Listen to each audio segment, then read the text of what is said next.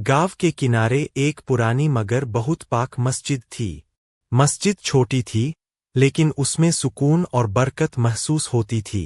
इसी मस्जिद में रहते थे मौलवी साहब, जो बहुत नेक, सब्र वाले और बच्चों से मोहब्बत करने वाले इंसान थे। हर रोज असर के बाद गांव के बच्चे मस्जिद में जमा होते और मौलवी साहब उनसे कुरान, दुआएं और अच्छे अखलाक की बातें करते। मस्जिद के सहन में एक बहुत बड़ा सफेद कबूतर रहता था। उसके पर इतने बड़े थे कि जब वह उड़ता तो बच्चे उसे देखकर खुश हो जाते।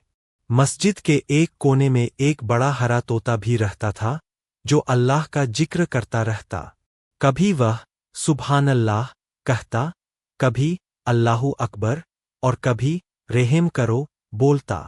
एक दिन मौलवी साहब बच्चों से बोले, बच्चों, इल्म का मतलब सिर्फ पढ़ना नहीं, इल्म का मतलब है अच्छा इंसान बनना।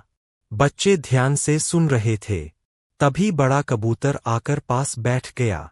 मौलवी साहब मुस्कुराए और बोले, देखो, यह कबूतर हमें सिखाता है कि किसी से लड़ना नहीं, सबके साथ अमन से रहना चाहिए। तो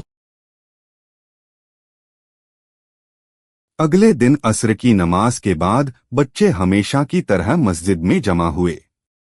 मौलवी साहब मुस्कुराते हुए चटाई पर बैठे थे। सफेद कबूतर मस्जिद के सहन में टहल रहा था और हरा तोता मिंबर के पास बैठा सुभान अल्लाह दोहरा रहा था। मौलवी साहब ने बच्चों से कहा, बच्चों, आज मैं तुम्हें सब्र और रहमदिली की अहमियत बताऊंगा।